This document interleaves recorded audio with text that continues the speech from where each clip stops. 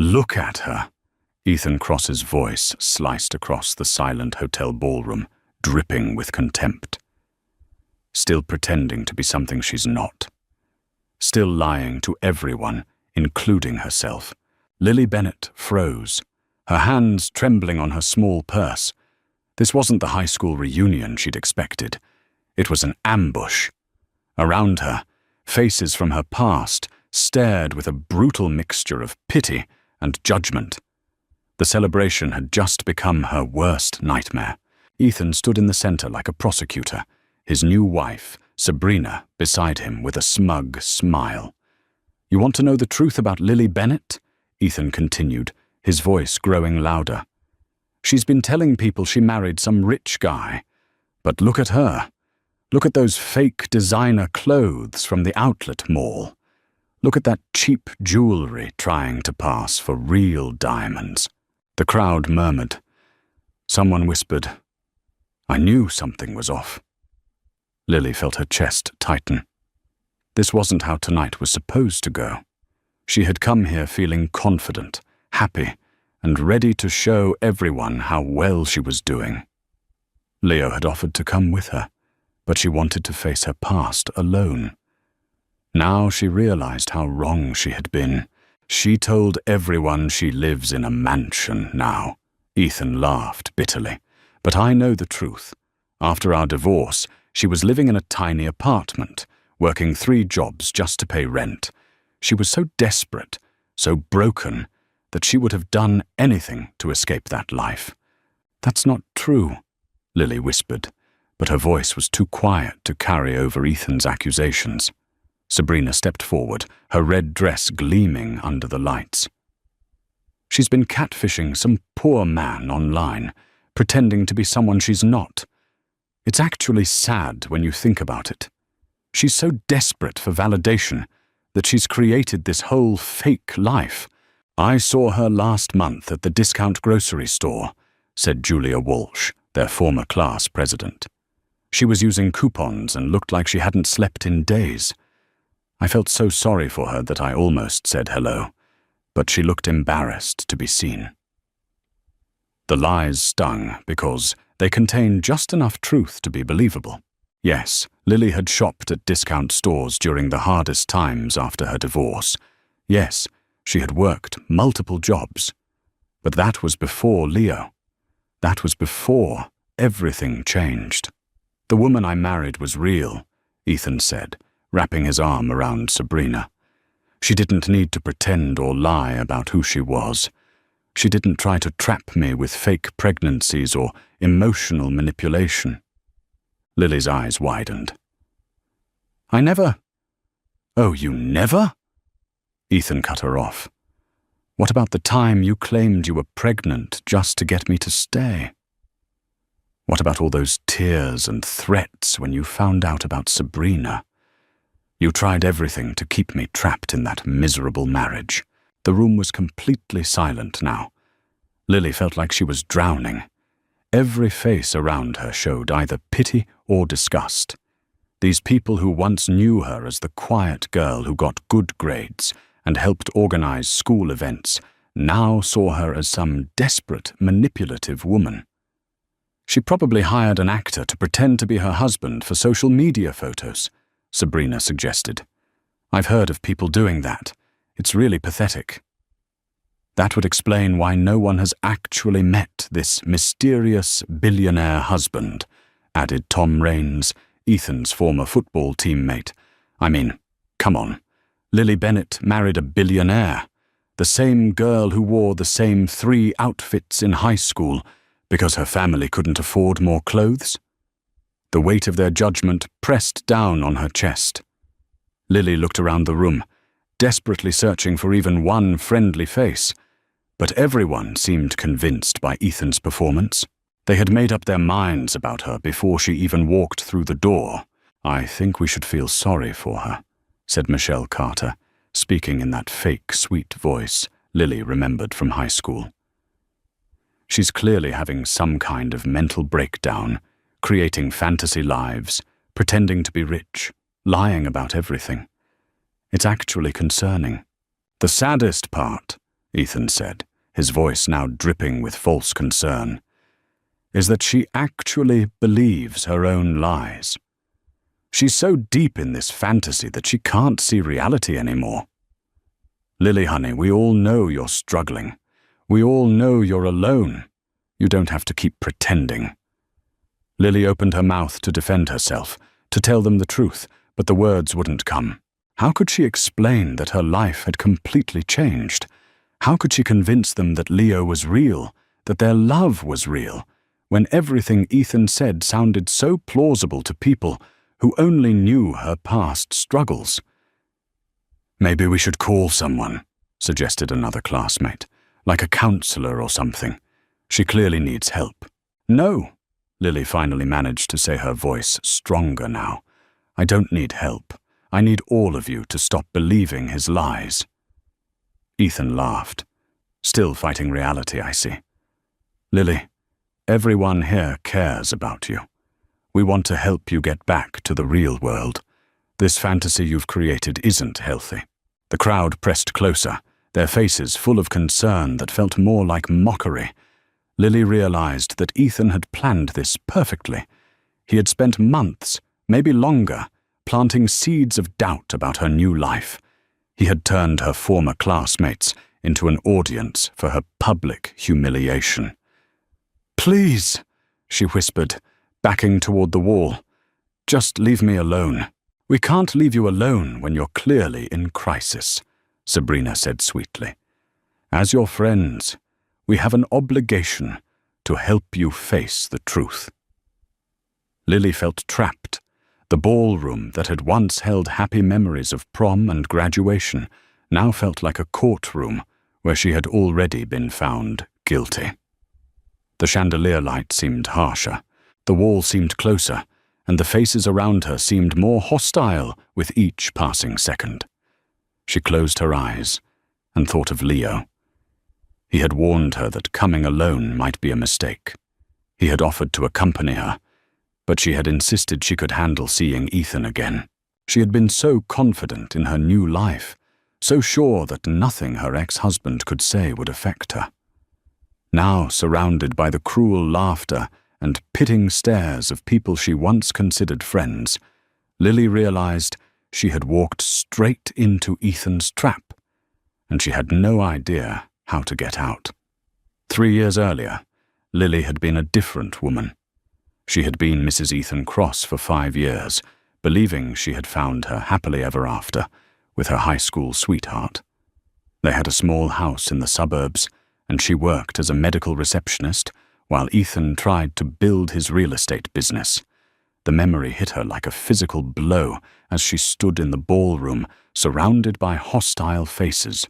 She remembered that Tuesday afternoon when she had come home early from work with a terrible headache. The house had been quiet, which was unusual because Ethan usually played music when he worked from home.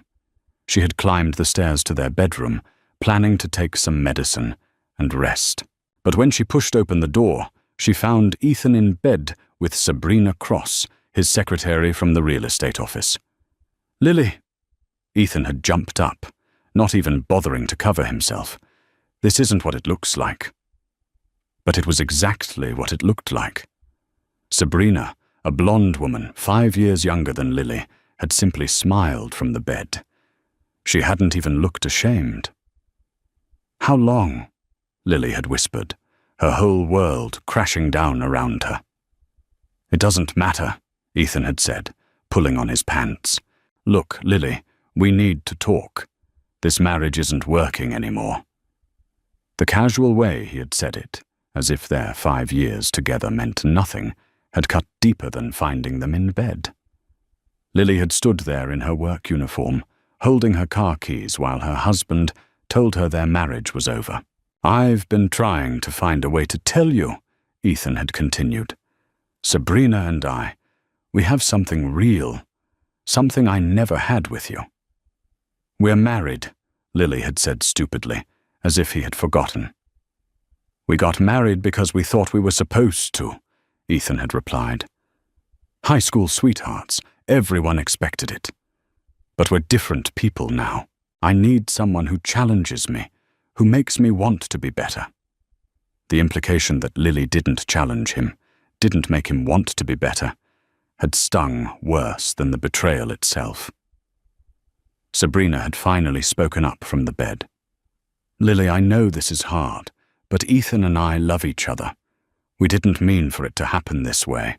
You didn't mean to end up in my bed?" Lily had asked, her voice getting stronger with anger. "We didn't mean to fall in love," Sabrina had said, as if that made it better. The next few hours had been a blur of accusations and tears. Ethan had told her he wanted a divorce, immediately. He had said he had already talked to a lawyer, which meant he had been planning this for weeks or months, while pretending everything was normal. "I'll be fair about the house and everything," he had said, as if he was being generous. "But I think it's best if you move out as soon as possible. Sabrina and I need space to figure out our future." "Our house," Lily had said. "This is our house." "My name is on the mortgage," Ethan had replied coldly, "and I make most of the money. Be realistic, Lily. You can't afford this place on a receptionist salary." The cruelest part had been how quickly he had changed from the man she married into someone she didn't recognize. The Ethan she had loved would never have spoken to her so coldly. The Ethan she had married would never have betrayed her trust so completely. But standing in their bedroom watching him pack her clothes, while Sabrina sat wrapped in their bed sheets, Lily realized she had never really known him at all. "You can stay at your sister's place until you find an apartment," Ethan had said, stuffing her belongings into trash bags. "I'll give you 2 weeks to get everything moved out." 2 weeks, Lily had stared at him. "Ethan, we've been together for 8 years, married for 5. I deserve more than 2 weeks to process this." "Processing time won't change anything," he had said, "and the longer you stay, the harder it's going to be for everyone." By everyone, he had meant himself and Sabrina. That night, Lily had driven to her sister Emma's apartment in tears. Emma had held her while she sobbed, promising that everything would be okay. But Lily had known it wouldn't be okay. Her entire life had been built around being Ethan's wife.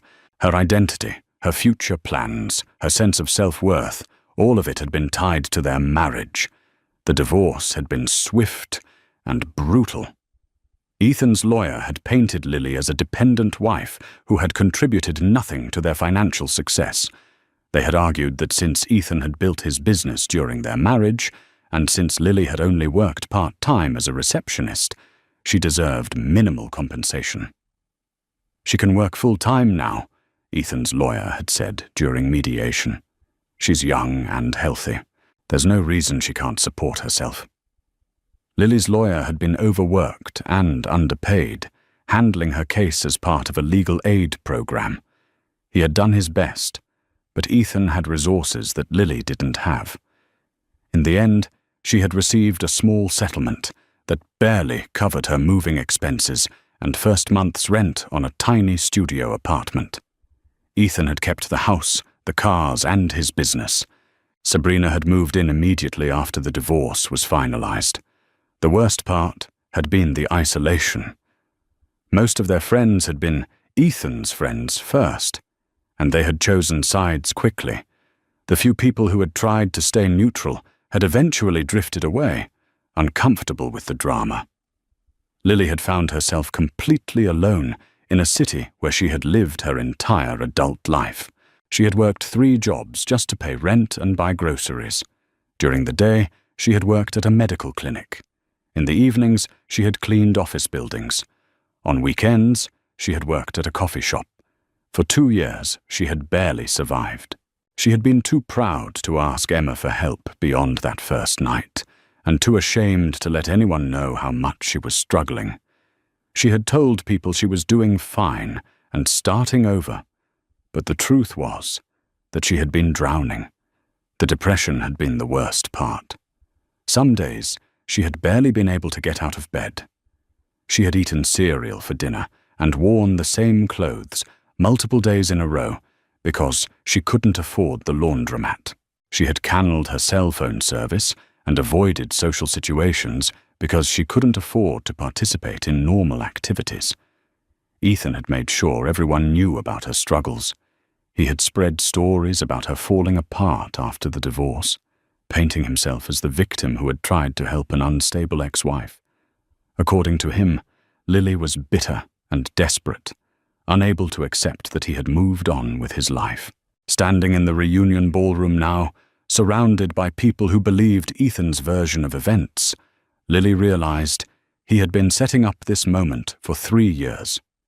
Every story he had told, every seed of doubt he had planted about her character, had been leading to this public humiliation.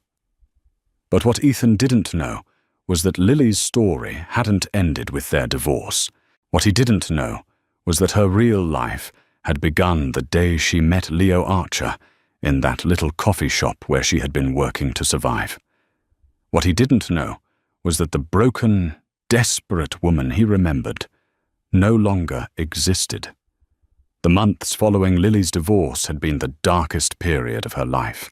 Living in a 400 QFT studio apartment with paper-thin walls, she could hear her neighbors' every conversation and footstep.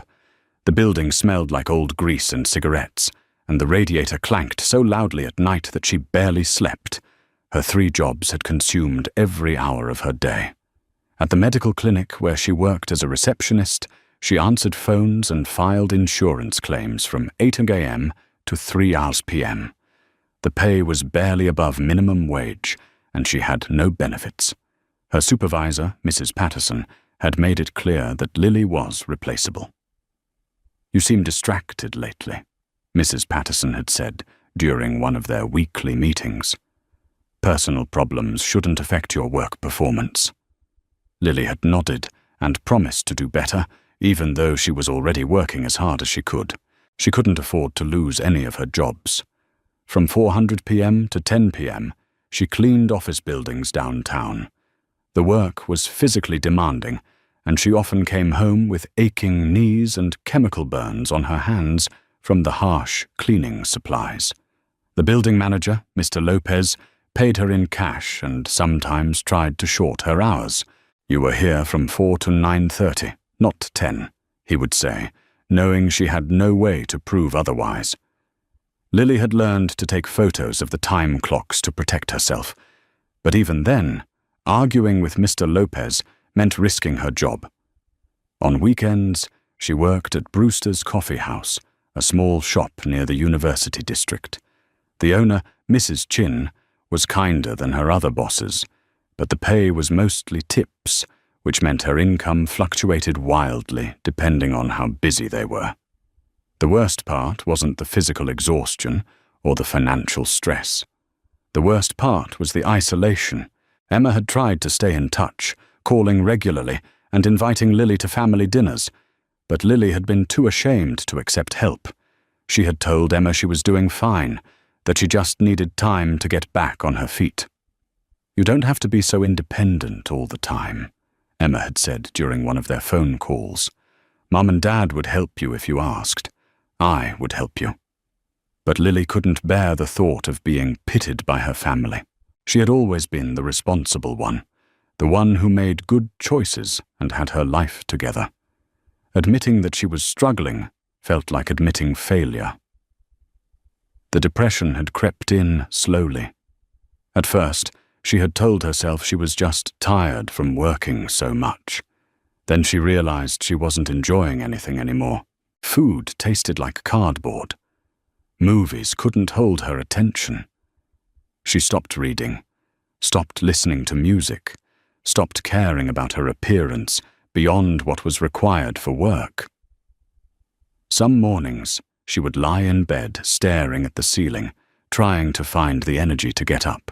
The thought of facing another day of demanding customers, difficult bosses, and financial worry felt overwhelming. She would force herself up only because she knew losing any of her jobs would mean losing her apartment. Ethan's cruelty had continued even after the divorce was finalized. He would drive past her apartment building and text her photos of his new house with Sabrina. He would post pictures on social media of expensive dinners and weekend trips, making sure she saw how well he was doing without her. "Hope you're doing okay," he had texted once, along with a photo of him and Sabrina on a beach vacation. "Looks like you're working at that coffee shop now. Good for you for staying busy." The fake concern in his messages had hurt more than outright insults would have. He was pretending to care while actually making sure she knew how much better his life was without her. Sabrina had been even worse. She had started shopping at the grocery store where Lily bought her discount food, always managing to run into her in the cereal aisle or buy the markdown produce. "Oh, Lily," Sabrina would say, acting surprised. "How are you doing? You look tired. Are you taking care of yourself?" These encounters always happened when Lily looked her worst after working a double shift or when she was buying generic mac and cheese because it was all she could afford. Sabrina, meanwhile, would have a cart full of organic vegetables and premium products. "Ethan worries about you sometimes," Sabrina would say. "He says you've been having a hard time adjusting to single life. Have you thought about seeing a therapist? I could recommend someone." The fake sympathy had been designed to make Lily feel even smaller than she already did. And it had worked. After 18 months of barely surviving, Lily had realized she needed to make a change, or she would completely break down. She had started taking online classes toward a business degree, using student loans to pay the tuition. It meant taking on debt, but she had hoped it would eventually lead to better opportunities. Studying had been difficult while working 3 jobs. She would do homework in the break room at the medical clinic, read textbooks on the bus between jobs, and write papers late at night in her tiny apartment. Her grades weren't perfect, but she was passing. The online classes had also given her something to hope for. For the first time since the divorce, she had a goal that wasn't just about surviving until the next paycheck. She had started to imagine a future where she might have a career instead of just jobs. But the progress had been slow, and there were still days when the weight of everything felt crushing. There were still nights when she cried herself to sleep, wondering if she would ever feel truly happy again. The loneliness had been the hardest part. She had lost touch with most of her friends after the divorce. The few people who had tried to maintain relationships with both her and Ethan had eventually given up when it became clear that socializing with Lily meant dealing with drama and sadness. She had tried dating a few times, but it had been disastrous. The men she met seemed to sense her vulnerability and either tried to take advantage of it or were put off by her emotional baggage. She had realized she wasn't ready for a relationship when she couldn't even take care of herself properly. By the time she met Leo, Lily had been working at Brewster's coffee house for 8 months. She had gotten good at hiding her struggles behind a professional smile and efficient service. Most customers saw her as the friendly barista who remembered their orders, not as a woman barely holding her life together. She had been proud of small victories, making rent 3 months in a row, getting an A on a particularly difficult assignment, buying herself a new pair of shoes when her old ones wore out. These tiny steps forward had felt like major accomplishments after so much time moving backward. But standing in the reunion ballroom now, facing Ethan's public humiliation, all those dark memories came flooding back. The shame, the desperation, the feeling of being completely worthless. It all threatened to overwhelm her again. The difference was that now she knew those feelings were lies. Ethan's version of her story was based on the woman she had been at her lowest point, not the woman she had become. He was counting on her still being that broken, desperate person he had left behind. What he didn't know was that meeting Leo hadn't just changed her circumstances. It had changed her entire understanding of her own worth. Leo Archer had walked into Brewster's coffee house on a rainy Thursday morning in March, exactly 18 months ago. Lily remembered the exact date because it was the anniversary of her divorce being finalized, and she had been having one of her darker days. She had been working the morning shift alone because Mrs. Chin's other employee had called in sick. The coffee shop was busy with the usual crowd of university students and office workers grabbing their morning caffeine before starting their day. Leo had stood out immediately, not because of his clothes. He wore a simple navy sweater and jeans, but because of the way he carried himself. There was a quiet confidence about him that made people naturally step aside as he approached the counter. "Good morning," he had said, and his voice was warm despite the formal greeting. "Could I get a large coffee, black, and whatever pastry you'd recommend?" Lily had been surprised by the question. Most customers knew exactly what they wanted and ordered quickly so they could get on with their day. But Leo seemed genuinely interested in her recommendation. "The cinnamon scones are really good," she had said. "Mrs. Chin makes them fresh every morning." "Perfect," he had smiled. "I'll trust your judgment." While she prepared his order, Leo had asked about the coffee shop, how long it had been open, whether she enjoyed working there if the owner was local. His questions weren't intrusive, just the kind of polite conversation that most people had forgotten how to make. "Are you a student at the university?" he had asked when she handed him his coffee. "Part-time," Lily had said. "Online classes mostly. I'm working on a business degree." "That's impressive," Leo had said, and he seemed to mean it. Working and studying at the same time takes a lot of dedication. It had been such a simple comment, but Lily hadn't heard anyone call her efforts impressive in a very long time. Most people, when they learned about her situation, either pitied her or assumed she was failing at both work and school. Leo had become a regular customer over the next few weeks. He came in every Tuesday and Thursday morning, always ordered the same black coffee, and always asked for Lily's pastry recommendation. They had developed an easy rapport, chatting about her classes, the weather, books they were reading. Lily had learned that he worked in technology, traveled frequently for business, and had recently moved to the city. He never talked about his work in detail, and she had assumed he was probably a software developer or consultant, successful enough to afford daily coffee shop visits, but not wealthy enough to be shopping anywhere fancier than Brewster's. After about a month of regular visits, Leo had asked if she would like to have dinner with him. "I know a place that serves excellent pasta," he had said.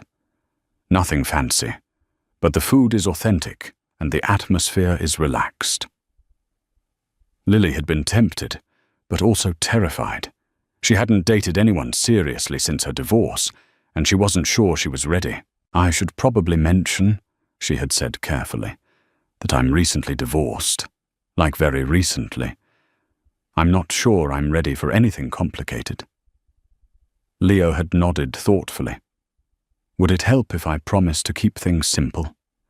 Just dinner between friends who enjoy talking to each other?" Something about the way he said it had convinced her to say yes.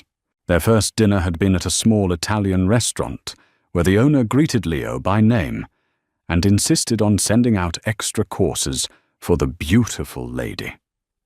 The food had been incredible. But what Lily remembered most was how easy it had been to talk to Leo. He had asked about her studies, her goals for the future, her thoughts on everything from movies to politics. But he had also listened to her answers. He had asked follow-up questions that showed he was paying attention, not just waiting for his turn to talk. "What kind of business are you hoping to start eventually?" he had asked over dessert. Lily had hesitated. She had never told anyone about her business ideas because they seemed too ambitious for someone in her situation. "I've been thinking about event planning," she had said finally. "I used to help organize things in high school and college, and I really enjoyed it. Weddings, corporate events, that kind of thing." "That's a great field." Leo had said, "There's a lot of creativity involved, but it also requires strong organizational skills and business sense. Do you have experience with project management?" They had talked for 2 hours about business plans, marketing strategies, and the challenges of starting a service-based company. Leo had offered insights and suggestions without ever making Lily feel like he was lecturing her or talking down to her. When he drove her home that night, Lily had realized it was the first time in years that she had forgotten about her problems for an entire evening. Their relationship had developed slowly over the next few months. Leo had been patient with her hesitation about commitment, understanding about her financial limitations, and respectful of her emotional boundaries. He had never pushed for more than she was ready to give. He had also been generous in ways that didn't make her feel like charity. When her car broke down, he had offered to drive her to work without making a big deal about it.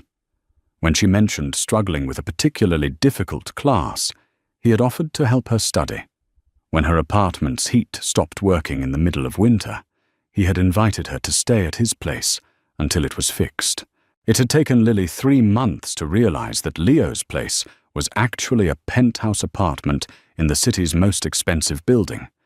It had taken her another month to learn that his technology work involved running a company that developed software for major corporations worldwide. "Why didn't you tell me?" she had asked when she finally understood the scope of his success. "Would it have changed how you treated me?" Leo had asked. Lily had thought about it honestly. "It might have. I probably would have been intimidated. That's why I didn't tell you," he had said simply. "I wanted you to get to know me, not my bank account." The revelation about Leo's wealth had been overwhelming at first. Lily had worried that she wasn't sophisticated enough, educated enough, or successful enough to fit into his world. She had tried to pull back from the relationship, convinced that he would eventually realize she wasn't good enough for him.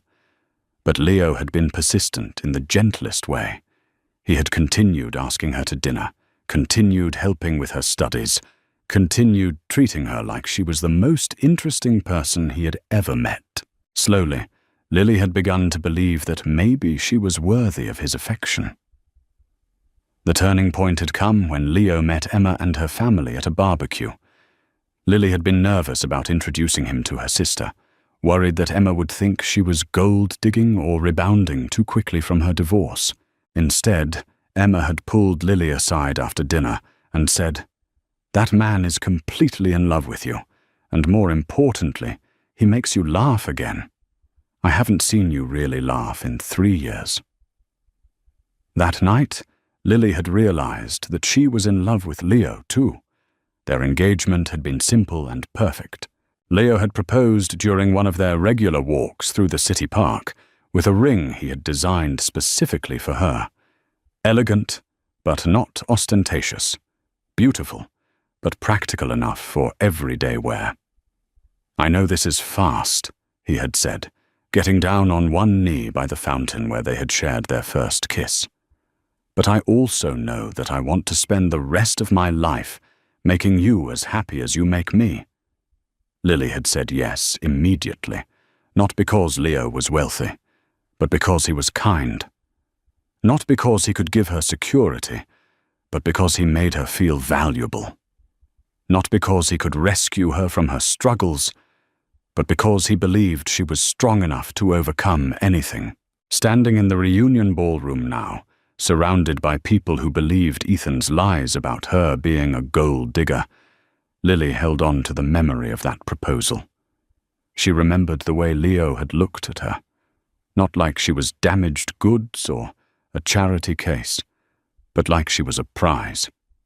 As he couldn't believe he was lucky enough to win. The 6 months between Lily's engagement and wedding had been a whirlwind of change, not just in her circumstances, but in her understanding of herself. Leo had insisted on paying off her student loans despite her protests. "It's not charity," he had said when she argued about accepting his help. "It's an investment in our future together. I want you to have the freedom to pursue your dreams without worrying about debt." With the financial pressure removed, Lily had been able to focus on her final semester of classes. Her grades had improved dramatically, and she had graduated with honors. Leo had been prouder of her academic achievement than she had been of herself. "You did this," he had said at her graduation party, a small gathering of Emma's family and a few friends from school. "Nobody else could have worked 3 jobs and completed a degree at the same time. You should be proud of your strength." It had been the first time anyone had called her strong since her divorce. Ethan had always made her feel weak and dependent. Leo made her feel capable and resilient. The wedding planning had been another source of anxiety for Lily. Leo had wanted to give her whatever kind of celebration she dreamed of, but she had been overwhelmed by the options and worried about the cost. "I don't need anything elaborate," she had said. "I just want our families there, and maybe a few close friends." "What do you want, though?" Leo had asked. "Not what you think you should want, not what seems reasonable. What would make you happiest?" When Lily really thought about it, she had wanted something beautiful, but intimate. She had dreamed of an outdoor ceremony with flowers everywhere, followed by dinner and dancing with the people they loved most. Leo had made it happen perfectly. They had been married in the garden of a historic mansion outside the city, with Emma as her maid of honor and Leo's business partner, James Whitmore, as his best man. The ceremony had been simple and heartfelt, focused on their promises to each other rather than expensive decorations. Lily's dress had been the one indulgence Leo had insisted on.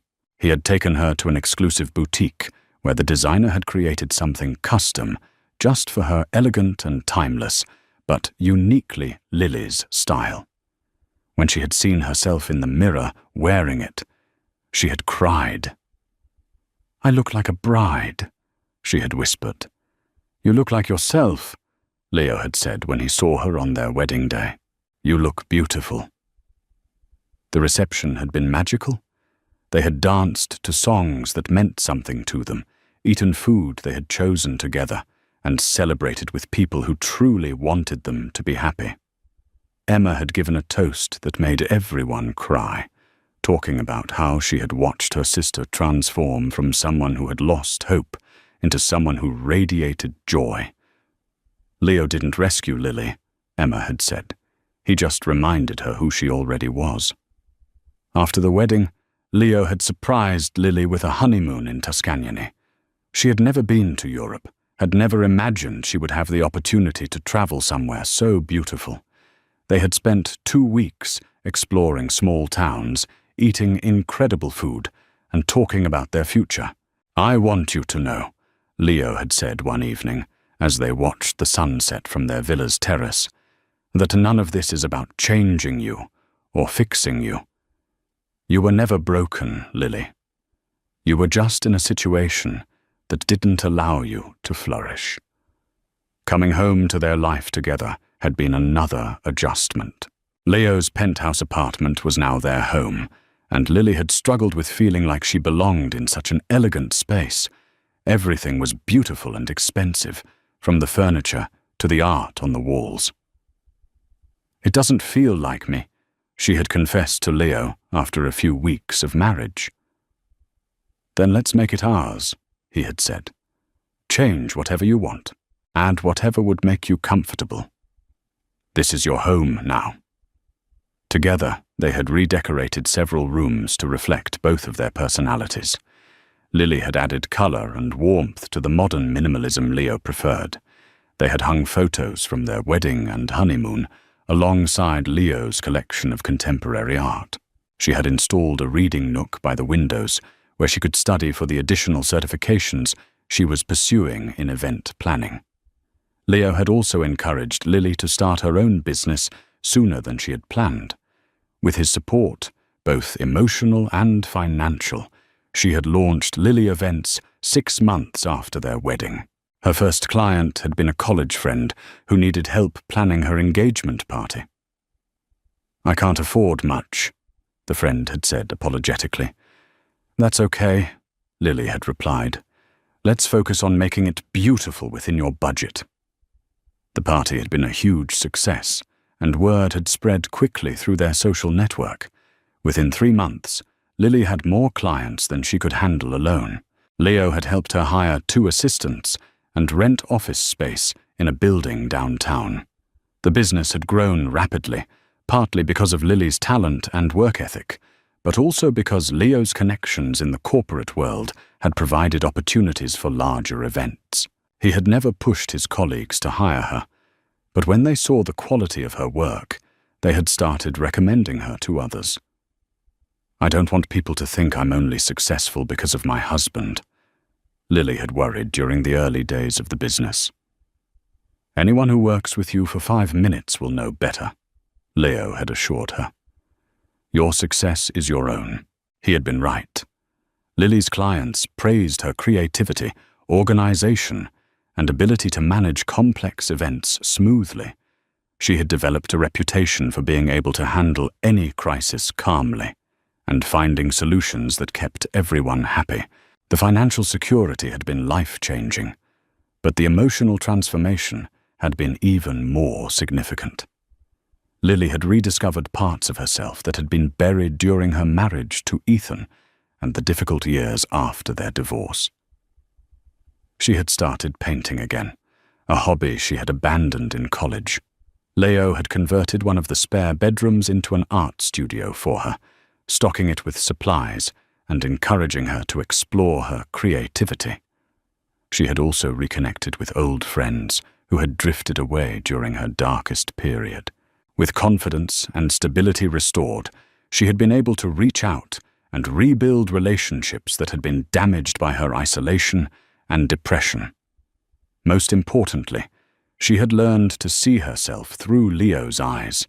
He treated her like she was intelligent, capable, and valuable. He asked for her opinions on everything from business decisions to what they should have for dinner. He celebrated her achievements and supported her through challenges. "You make me want to be better," she had told him on their first anniversary. "You make me happier than I ever thought possible," he had replied, now standing in the reunion ballroom, while Ethan tried to convince everyone that she was still the desperate, broken woman he had divorced. Lily felt the strength that Leo had helped her rediscover. She was no longer the person who could be destroyed by cruel words and public humiliation. She was Leo's wife, but more than that, she was herself again. The confidence Leo had nurtured in her rose up like armor against Ethan's attacks. She straightened her shoulders and prepared to defend herself, knowing that no matter what happened in this room, she would go home to a man who loved her completely. What she didn't know was that Leo was already on his way to stand beside her. 2 weeks before the reunion, Lily had stood in the closet of their penthouse bedroom, staring at the invitation that had arrived in their mail. Lincoln High School class of 2010, 15-year reunion. The envelope had been forwarded from her old address 3 times before reaching her. "You don't have to go," Leo had said, reading over her shoulder. "You don't owe these people anything." Lily had turned the invitation over in her hands. Part of her wanted to throw it away and pretend she had never received it. The thought of seeing Ethan again made her stomach twist with anxiety, but another part of her wanted to face her past with her head held high. "I think I need to go," she had said finally. "Not for them, but for me." Leo had studied her face carefully. He had learned to read her expressions over the past 18 months, and he could see the determination building in her eyes. "Then we'll go together," he had said. "No," Lily had replied quickly. "I want to do this alone." Leo had frowned. "Lily, you don't have to prove anything to these people, and you definitely don't have to face Ethan without support." "I know I don't have to," Lily had said, sitting on the edge of their bed. "But I want to. I need to show myself that I can walk into that room as the person I am now, not the person I was when I left town." They had talked about it for hours over dinner. Leo had been worried about Ethan's potential for cruelty, knowing how badly the divorce had affected Lily's self-esteem. He had also been concerned about the practical aspects, Lily driving alone to a hotel an hour away, being in an unfamiliar place without backup if things went badly. "What if I came with you but stayed at the hotel?" Leo had suggested. "That way, you could face everyone on your own terms, but I'd be nearby if you needed me." Lily had been touched by his concern, but she had felt strongly about going alone. "I spent 3 years feeling like a victim," she had explained. "First as Ethan's wife, when he was cheating on me. Then as his ex-wife, when I was struggling to rebuild my life. I don't want to be a victim anymore. I want to walk into that reunion as an equal." Leo had eventually agreed, but he had insisted on certain precautions. He had made sure Lily's phone was fully charged and that she had his personal assistant's number as backup. He had booked her a suite at the finest hotel in town, ensuring she would have a comfortable retreat if the evening became overwhelming. "Text me every hour," he had said, "even if it's just to say you're okay. I'll be worried until you get home safely." The night before the reunion, Lily had changed her outfit 3 times. She had finally settled on a navy blue dress that Leo had bought her for a corporate event. Elegant and sophisticated, without being flashy. Her jewelry was simple, but clearly expensive, and her hair was styled in a way that looked effortless, but had taken her salon appointment that afternoon. Standing in front of their bedroom mirror, Lily had barely recognized herself compared to the woman she had been 3 years ago. The stress lines around her eyes had faded. Her hair was shiny and healthy again. She carried herself with confidence that came from being loved and valued. "You look stunning," Leo had said, wrapping his arms around her from behind. "But more importantly, you look happy." "I am happy," Lily had said, meaning it completely. The morning of the reunion, Leo had made her breakfast and packed snacks for her drive. He had been unusually quiet, and Lily could tell he was still worried about letting her go alone. "I'll be fine," she had assured him. "It's just a few hours. What's the worst that could happen?" Leo had given her a look that suggested he could imagine several worst-case scenarios, but he had kissed her goodbye and made her promise to call when she arrived safely. The drive to the hotel had been peaceful. Lily had played music that made her feel confident and strong, singing along to songs that reminded her of her new life with Leo. She had felt prepared for whatever the evening might bring. Checking into the hotel had been another boost to her confidence. The staff had treated her like the VIP guest she was, thanks to Leo's arrangements. The suite was beautiful, with fresh flowers and a bottle of champagne waiting for her arrival. Getting ready for the reunion had felt like putting on armor. Each piece of clothing, each stroke of makeup, each spritz of perfume had been chosen to present the best version of herself. She had wanted everyone to see that she had not just survived her divorce, she had thrived. Walking into the hotel ballroom, Lily had felt ready for anything. She had expected some awkward conversations, and maybe a few uncomfortable moments with Ethan. She had prepared herself for questions about her new life and marriage. What she hadn't prepared for was an ambush. Looking back now, she realized there had been warning signs. The way conversations stopped when she entered rooms. The way former classmates had looked at her with pity rather than curiosity. The way Ethan and Sabrina had been positioned near the entrance as if they were waiting for her. But in her confidence and happiness, Lily had missed the signs. She had interpreted the stares as surprise at how well she looked, not as judgment based on stories they had already heard. She had thought the whispers were normal reunion gossip, not specific rumors about her supposed desperation and lies. Now standing in the center of the ballroom, while Ethan systematically destroyed her reputation, Lily understood that this had been planned. He had spent months, maybe years, preparing for this moment. He had wanted her to come to the reunion feeling confident, so that her public humiliation would be more complete. The cruelest part was that Ethan had used her genuine love for Leo against her. He had taken the most beautiful thing that had ever happened to her meeting and marrying Leo, and twisted it into evidence of her supposed deception and desperation. But as the crowd continued to stare at her with pity and judgment, Lily held on to the truth that Ethan couldn't destroy. She was loved, she was valued, she was strong. And Leo, who had wanted to protect her from exactly this situation, was probably at home wondering why she hadn't texted him in over an hour. What Lily didn't know was that Leo's worry had already driven him to track her phone's location. What she didn't know was that he was already in his car, driving toward the hotel as fast as legally possible. What she didn't know was that her rescue was already on the way. The crowd around Lily had grown larger as more people were drawn to the drama. She could see faces she recognized from high school people who had once been friendly acquaintances, now looking at her with mixture of pity and disgust. "The sad thing is," Ethan continued, his voice carrying easily across the ballroom, "she's so deep in this fantasy that she actually believes it herself. Look at that dress probably rented for the evening. Look at that jewelry, decent knockoffs, but you can tell if you know what to look for." Lily's hand instinctively went to the necklace Leo had given her for their 6-month anniversary. It was a simple strand of pearls, but she knew they were real and had cost more than most people's monthly salary. But how could she prove that without sounding defensive and desperate? "I've been tracking her social media," Sabrina chimed in, holding up her phone.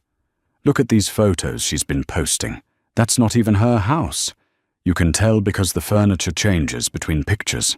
She's clearly using other people's photos to create this fake lifestyle." The crowd pressed closer to look at Sabrina's phone. Lily wanted to explain that their penthouse had been redecorated several times as she made it more comfortable, but she knew anything she said would sound like excuses. "And this car," Sabrina continued, swiping through photos. She posted a picture standing next to this expensive car, claiming it's hers. But look at the reflection in the window. You can see she took the photo from the sidewalk. She doesn't even have keys to it. The observation was partially true. Leo owned several cars, and Lily often took pictures with them when they were out together, but she rarely drove them herself because she preferred her more modest SUV for daily errands. To the crowd, though, Sabrina's explanation seemed much more plausible than the truth. "The most pathetic part," said Jessica Morales, their former class vice president, "is that she's trying so hard to make us believe this fantasy. Like, why not just be honest about your situation? There's no shame in struggling after a divorce. There is shame in lying about it," added Robert Kim, who had been captain of the debate team, "especially when you're trying to deceive some innocent man online. That's actually criminal fraud, isn't it?" The accusation hung in the air like a physical blow. Lily opened her mouth to defend herself, but Ethan spoke over her. "I've been worried about that too," he said, his voice full of fake concern. "If she's catfishing someone, claiming to be rich when she's actually desperate, that's a serious crime. The FBI investigates that kind of online fraud." "Maybe we should call the police," suggested Michelle Carter. "If she's scamming someone, we have a responsibility to protect the victim." The crowd murmured agreement. Lily felt like she was trapped in a nightmare where everyone had decided she was guilty before she had a chance to defend herself. Every explanation she could offer sounded implausible compared to Ethan's carefully constructed lies. "Please," Lily said, her voice barely audible over the crowd. "You're all wrong about this. If you would just let me explain." "Explain what?" Ethan interrupted. "How you've been lying to everyone for months. How you've created this elaborate fantasy to make yourself feel better about being a failure." "I'm not a failure," Lily said, her voice getting stronger. "I own my own business. I'm successful in my own right." The crowd laughed, and the sound cut through her like a knife. "Oh, honey," said Amanda Foster, their former homecoming queen. "You don't have to keep lying. We all know you're working as a barista. There's nothing wrong with that. Service jobs are honest work. But pretending to own a business when you're making coffee for minimum wage is just sad." "I do own a business," Lily insisted. "Lily Events. I plan corporate functions and weddings. I have employees and an office downtown." "Sure you do," Sabrina said with a smirk. "And I'm sure your imaginary billionaire husband helped you start this imaginary business with his imaginary money." The crowd laughed again, and several people pulled out their phones to record Lily's humiliation. She realized that this moment was going to be shared on social media, preserved forever as evidence of her supposed mental breakdown. "You know what I think happened?" said Brian Walsh, Julia's brother.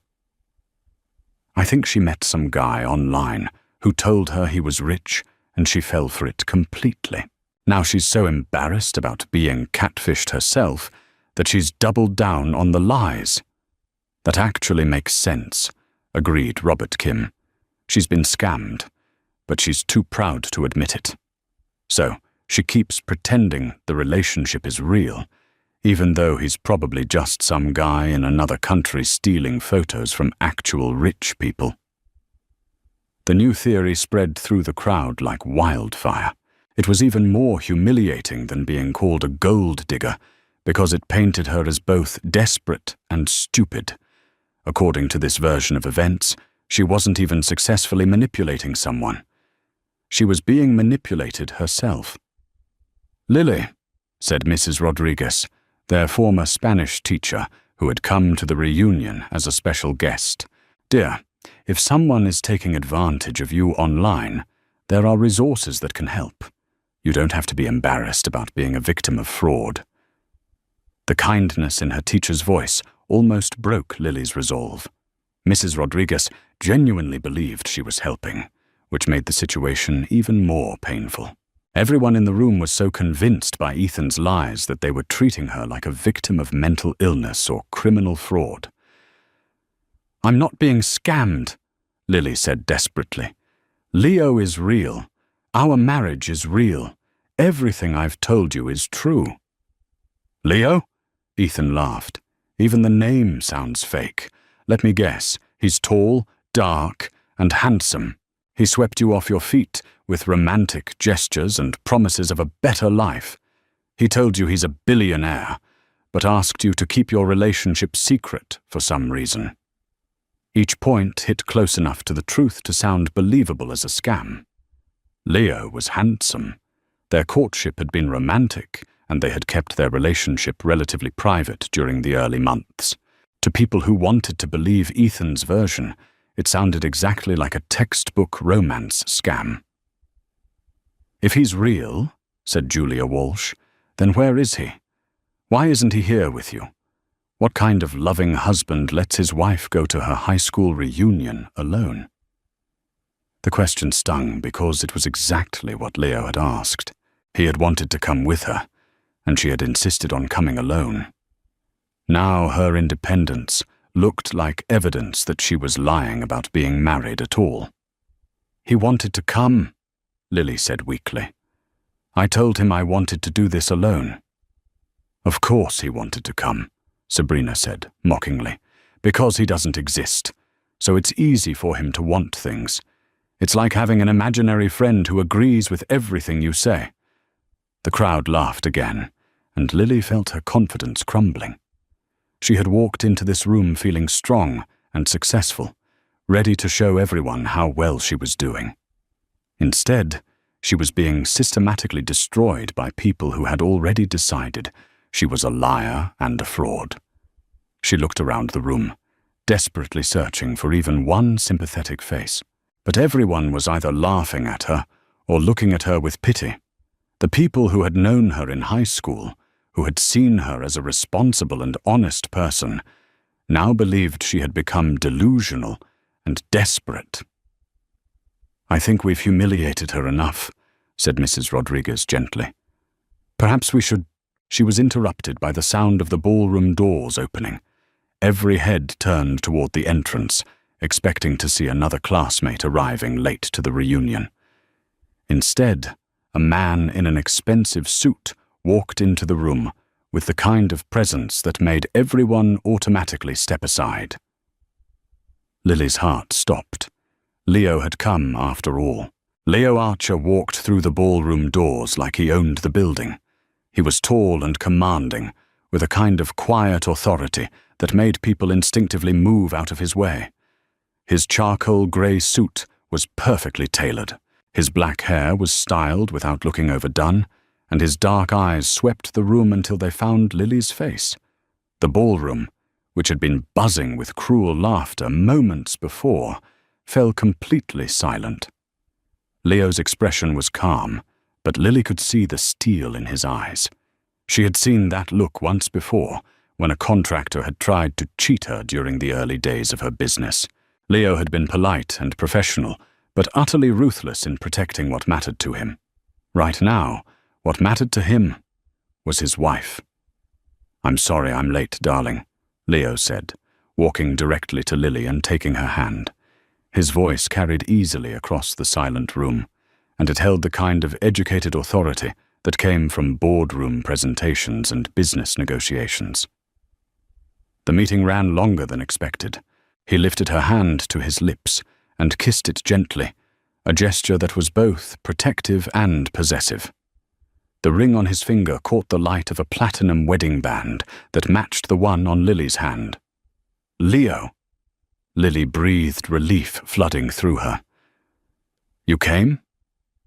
"Of course I came," he said softly, meant only for her.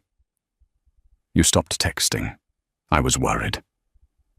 Then he turned to face the crowd that had been tormenting his wife, and his expression became coolly professional. "I don't believe we've been introduced," he said, extending his hand toward Ethan. "I'm Leo Archer, Lily's husband." The gesture was perfectly polite, but there was something in Leo's tone that made it clear he knew exactly what had been happening. Ethan hesitated for a moment, then shook his hand.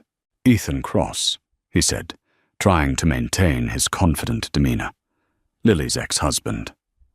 "Ah," Leo said simply, but the single syllable conveyed volumes. "I've heard about you."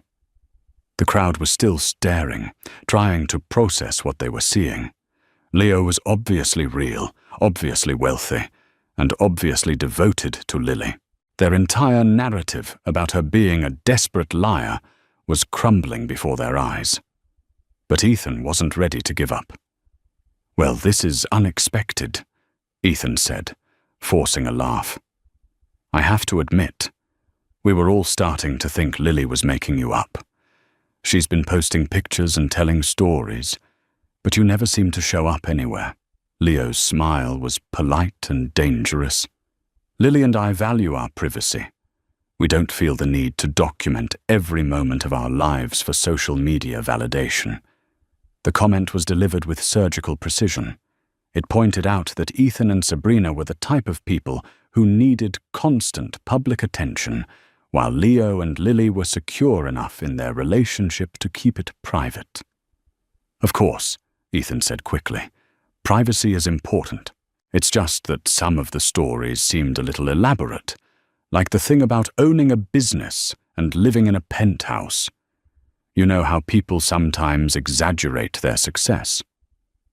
Leo's expression didn't change, but something shifted in the air around him when he spoke. His voice was conversational, but everyone in the room could feel the underlying steel. "Lily Events is one of the most sought-after event planning companies in the city," he said. "My wife has planned corporate functions for several Fortune 500 companies, including my own.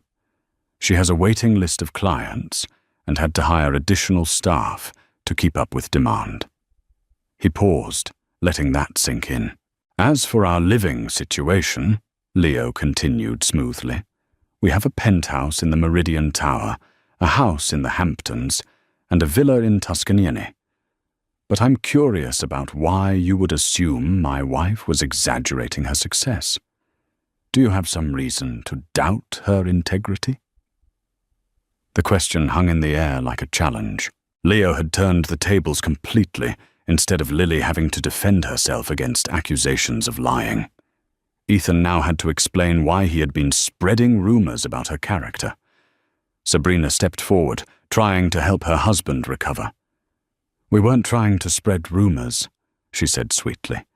"We were just concerned about Lily. Some of the things she was claiming seemed too good to be true, and we worried she might be having some kind of episode." Leo's gaze shifted to Sabrina, and she actually took a step backward. "How thoughtful of you to be concerned about my wife's mental health," Leo said, his tone so polite it was almost mocking. "I'm sure that concern has nothing to do with the fact that you're the woman who destroyed her previous marriage." The crowd gasped. Leo had just publicly identified Sabrina as Ethan's affair partner, stripping away any pretense that she had moral authority to judge anyone else's behavior. "Now wait just a minute," Ethan said, his face wreathing. "That's ancient history. Sabrina and I fell in love. And yes, the timing was unfortunate.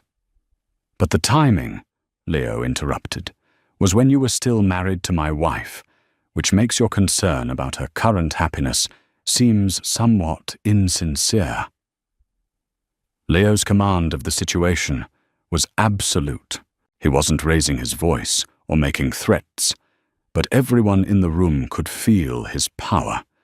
This was a man who was accustomed to winning, who had built an empire through intelligence and strategy. "Look," Ethan said desperately, "I don't know what game you're playing here, but—" "Game?" Leo's eyebrows rose slightly. "Mr. Cross, I'm not playing anything. I'm simply wondering why you felt it was appropriate to publicly humiliate my wife at what should have been a pleasant social gathering." The crowd was starting to shift uncomfortably. What had seemed like justified concern about Lily's mental state now looked like cruel bullying orchestrated by her ex-husband and his wife. Leo reached into his jacket and pulled out his phone.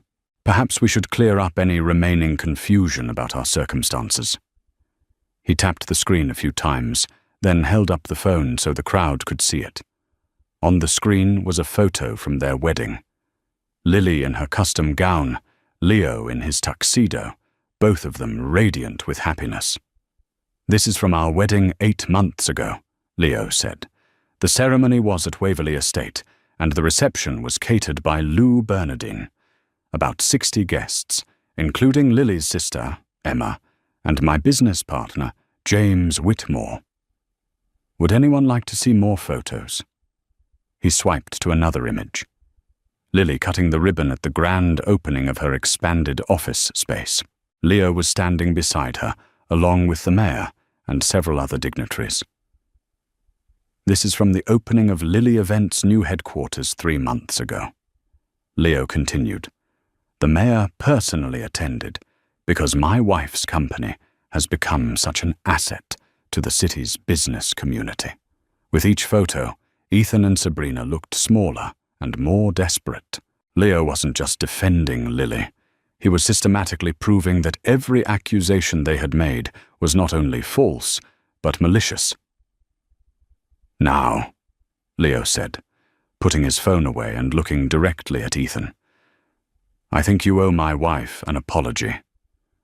Ethan's face had gone from red to pale as Leo's evidence mounted. The crowd around them was murmuring, and Lily could see the moment when public opinion shifted. People who had been laughing at her moments before now looked ashamed and uncomfortable. "I think there's been a misunderstanding," Ethan said weakly. "No misunderstanding," Leo replied calmly. "You deliberately orchestrated a campaign to humiliate my wife in front of people who knew her in high school. You spread lies about her character, her mental health, and our marriage. The only question is why." Leo's phone buzzed, and he glanced at it with what looked like satisfaction. "Actually," he continued, "I think we're about to get some answers to that question." He touched his screen and held up the phone so everyone could see. On it was what appeared to be a financial document. "This is interesting," Leo said, his tone conversational. "It seems that Cross Real Estate filed for bankruptcy protection last month. According to these court documents, Mr. Cross owes approximately $2 million to various creditors." Ethan's face went white. "How did you get those documents?" "They're public record," Leo said mildly. "Anyone can access bankruptcy filings. I had my assistant pull them during my drive here tonight." He swiped to another document. "This one is particularly interesting. It shows that your house, the one you kept after your divorce from Lily, is in foreclosure. The bank is going to repossess it next month." Gasps rippled through the crowd. Ethan, who had been positioned as the successful ex-husband whose life had improved after leaving Lily, was actually facing financial ruin. Sabrina grabbed Ethan's arm. "You said you were handling the business problems?" she hissed, not quite quietly enough. "I am handling them," Ethan snapped back. Leo smiled coolly. "There's more. According to this employment record, Mrs. Cross, that would be you. Sabrina was terminated from your position at Hartwell Marketing 3 weeks ago for falsifying expense reports." Sabrina's mouth fell open. "That's confidential information."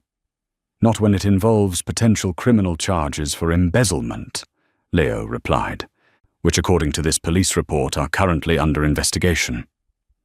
The crowd was now staring at Ethan and Sabrina with the same mixture of shock and judgment they had directed at Lily earlier. The tables had turned completely.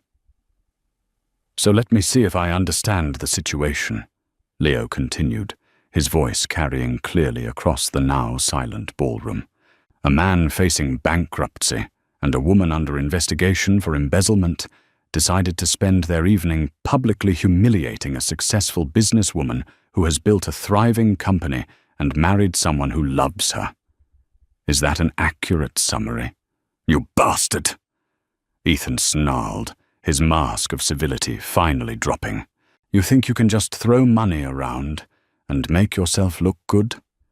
You don't know what she was like when we were married. You don't know how manipulative she can be." Leo's expression didn't change, but something deadly quiet entered his voice. "Manipulative," he repeated. "Mr. Cross, I've seen the divorce records. You cheated on your wife with your secretary, kicked her out of her own home with 2 weeks' notice, and left her with almost nothing while you kept all the marital assets. Then you spent 3 years spreading rumors about her supposed failures while she worked 3 jobs to rebuild her life. And you're calling her manipulative." The crowd was completely silent now. Several people had their phones out recording what had become a spectacular reversal of fortune. "She worked as a barista," Ethan said desperately. "She was cleaning office buildings. She was barely surviving." "Yes," Leo said quietly. "She was surviving. After you destroyed her life, she got up every morning and worked 3 jobs while earning her degree. She never asked for help, never complained, never gave up. Do you know what that tells me about her character?" He turned to look at Lily, and his expression softened completely. "It tells me she's the strongest person I've ever met. It tells me she has more integrity in her little finger than you have in your entire body. And it tells me that I'm the luckiest man alive because she chose to marry me." Lily felt tears starting in her eyes, but they were tears of gratitude rather than humiliation. Leo turned back to Ethan, and the softness disappeared. "Now," he said, "I believe you owe my wife an apology. A public apology to match the public humiliation you attempted." Ethan looked around the room desperately, but found no allies. The crowd that had been supporting him earlier was now looking at him with disgust. His carefully planned ambush had backfired spectacularly. Ethan started, then stopped. "He's sorry," Sabrina said quickly. "We both are. We didn't mean any harm." Leo's gaze shifted to her. Mrs. Cross, you stood in front of a room full of people and suggested that my wife was mentally ill, criminally defrauding someone online, and living in a fantasy world. You encouraged people to call the police. That seems rather harmful to me. We were just concerned, Sabrina began. No, Leo interrupted. You were cruel. There's a difference. He looked around the room, making eye contact with several of the people who had been laughing at Lily earlier. I understand that some of you may have believed what Mr. and Mrs. Cross were telling you, he said, but I hope you'll remember this evening the next time someone tries to convince you to participate in publicly humiliating another person. There's usually more to the story than what you're being told. The shame on many faces was obvious. People were starting to remember their own cruel laughter and comments, and they looked horrified at how easily they had been manipulated. Mrs. Rodriguez, their former teacher, stepped forward. "Lily," she said, her voice full of regret. "I'm so sorry. I should have known better than to believe such things about you. You were always one of my most honest and hard-working students." "It's okay, Mrs. Rodriguez," Lily said softly. "You were trying to help." "No excuses," the older woman said firmly. "I participated in something cruel, and I'm ashamed of myself." Other voices started joining in, classmates who had known Lily in high school and should have trusted their own memories of her character instead of believing Ethan's lies. Leo put his arm around Lily's shoulders, pulling her close. "I think it's time we left," he said quietly. "Unless there's anything else you wanted to do here." Lily looked around the room one last time. The people who had tormented her were now facing their own humiliation. The classmates who had joined in the cruel laughter were dealing with their shame. Justice had been served more thoroughly than she had ever imagined possible. "No," she said. "I'm ready to go home." As they walked toward the ballroom doors, Ethan called out one last desperate attempt to salvage his dignity. "This isn't over," he shouted. "You can't just buy your way out of everything." Leo paused at the door and turned back. "Mr. Cross," he said calmly, "this was over the moment you decided to build your evening around cruelty instead of celebrating the achievements of your former classmates. I hope you and your wife find the help you clearly need." Then he escorted Lily out of the ballroom, leaving Ethan and Sabrina to face the judgment of people who now knew the truth about all of them. The hotel lobby felt like sanctuary after the toxic atmosphere of the reunion. Leo guided Lily to a quiet seating area, away from the elevators, where they could have privacy to decompress from what had just happened. "Are you okay?" he asked, sitting beside her and taking her hands in his. Lily looked down at their intertwined fingers, her wedding ring catching the light next to his. 6 hours ago, she had been worried about proving herself to people whose opinions didn't actually matter. Now she felt like she had been reminded of what really mattered. "I'm more than okay," she said, meeting his eyes. "I'm grateful. Not just that you came, but that I got to see who I really am through your eyes instead of through theirs." Leo studied her face carefully. "You're not upset that I interfered. I know you wanted to handle this alone." "I'm not upset," Lily said firmly. "I'm proud to be married to someone who would drop everything and drive an hour to stand up for me. Proud to be with someone who saw through Ethan's manipulation immediately." They sat in comfortable silence for a moment, processing the evening's events. Through the ballroom doors, they could hear the reunion continuing, but the energy had clearly changed. People were probably discussing what they had witnessed and hopefully learning from it. "How did you know to look up his financial records?" Lily asked. Leo smiled. "When you stopped texting, I started worrying. When I couldn't reach you by phone, I decided to drive over.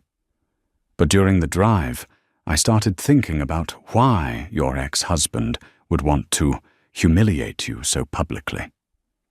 People don't usually go to that much effort unless they're dealing with their own problems. So you had your assistant research him? I have good people working for me, Leo said. When I explained the situation, James Whitmore had all that information within 20 minutes. Bankruptcy filings, employment records, criminal investigations. It's all public information if you know where to look. Lily shook her head in amazement. Ethan thought he was so clever, setting up this whole scenario to make me look pathetic. He had no idea who he was dealing with. He made the mistake of underestimating both of us. Leo agreed. He saw you as the same broken person he left 3 years ago, and he assumed I was either fake or someone who could be intimidated. A hotel employee approached them discreetly.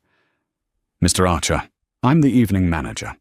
I wanted to apologize for the disturbance in our ballroom tonight. We had no idea that event would become so contentious. It's not your fault, Leo assured him. You couldn't have predicted that some of the guests would behave so poorly. Is there anything we can do to make the rest of your evening more pleasant? Perhaps dinner in our restaurant, or... Leo looked at Lily. What do you think? Are you hungry? Lily realized she was actually starving. The stress of the confrontation had masked her appetite, but now that the adrenaline was fading, she needed food. Dinner sounds perfect, she said. The hotel restaurant was elegant and quiet, a perfect contrast to the chaos they had just left. Over wine and perfectly prepared food, they talked through everything that had happened. I keep thinking about how easily people believed him, Lily said. These were people who knew me in high school. They knew I wasn't a liar or manipulator, but Ethan painted this picture and they just accepted it. People want to believe they're smarter than everyone else, Leo said. When Ethan offered them the chance to feel superior to someone who appeared to be doing better than them, they took it. It made them feel good about their own choices. That's pretty depressing. It is, Leo agreed. But look what happened when they were presented with actual facts instead of gossip and speculation. Most of them were horrified by their own behavior. People can be cruel, but they can also learn from their mistakes. Their server brought dessert, a chocolate soul they decided to share. As they ate, Lily felt the last of the evening stress melting away. I have a confession, she said. Part of me is glad this happened. Leo raised an eyebrow. Really? Really? For 3 years, I've been carrying around this fear that maybe Ethan was right about me. Maybe I was weak. Maybe I was a failure. Maybe I didn't deserve good things. Tonight proved that those fears were just lies he planted in my head. You never needed tonight to prove your worth, Leo said gently. But I'm glad you feel more confident about it. I also realized something else, Lily continued. I don't need those people's approval. I don't need to prove anything to anyone from my past. The only opinions that matter are the ones from people who actually know me and love me now. Leo smiled. Like your sister Emma, who thinks I'm the luckiest man alive for winning your heart. Like my husband, who thinks I'm strong enough to handle anything, Lily replied. They finished dessert and headed up to Lily's suite. While Leo called the front desk to book himself a room for the night, Lily got a series of text messages. The first was from Emma. Just saw the video on Facebook. I am so proud of you and Leo right now. Also, Ethan is a pathetic loser. The second was from Mrs. Rodriguez. Lily, I hope you can forgive an old teacher for being so foolish tonight. You were always special, and I should have trusted my own judgment instead of listening to gossip. The third was from Julia Walsh. I owe you a huge apology. What we did tonight was wrong, and I'm ashamed I participated. You were always kind to everyone in school, and you deserve better from us. More messages kept coming. Classmates apologizing, expressing regret for their behavior and praising Leo for standing up for her. Several people had apparently recorded the confrontation and shared it on social media, where it was generating discussions about bullying, jealousy, and the danger of believing rumors without evidence. "Look at this," Lily said, showing Leo her phone. "People are actually learning from what happened tonight." Leo read through the messages and smiled. Maybe some good will come out of Ethan's cruelty after all. As they got ready for bed, Lily reflected on how completely her perspective had changed in just a few hours. She had entered the reunion feeling like she needed to prove herself. She was ending the evening knowing that she didn't need to prove anything to anyone. "Thank you," she said to Leo as they settled into bed together. "For what?" "For knowing exactly who I am, even when I temporarily forgot. For loving me enough to drive an hour to make sure I was okay. For being the kind of man who defends his wife without making her feel weak." Leo pulled her close. "Thank you for being the kind of woman who's worth defending. Thank you for working 3 jobs to put yourself through school instead of giving up. Thank you for building a business from nothing. Thank you for having the courage to love again after someone hurt you so badly." They fell asleep, holding each other, both knowing that what had started as an attempt to humiliate Lily had instead become a celebration of their love and partnership. The next morning brought more messages, not just from classmates, but from potential clients who had seen the social media posts about Lily events and wanted to hire her company. The reunion disaster had accidentally become the best marketing campaign her business had ever received. "Look at this," Lily said, showing Leo her phone over breakfast. 3 new inquiries for corporate events and a request to plan a wedding for someone who saw the video and was impressed by how I handled the situation. Leo laughed. "Ethan's plan to destroy your reputation ended up growing your business instead." "Should I feel sorry for him?" Lily asked. "He's lost everything. His business, his house, his reputation." Leo considered the question seriously. "You can feel sorry for him without excusing his behavior. He made choices that led to consequences, but that doesn't mean you have to hate him forever." "I don't hate him," Lily realized. "I actually feel free of him. For 3 years he's been this dark voice in my head, telling me I wasn't good enough.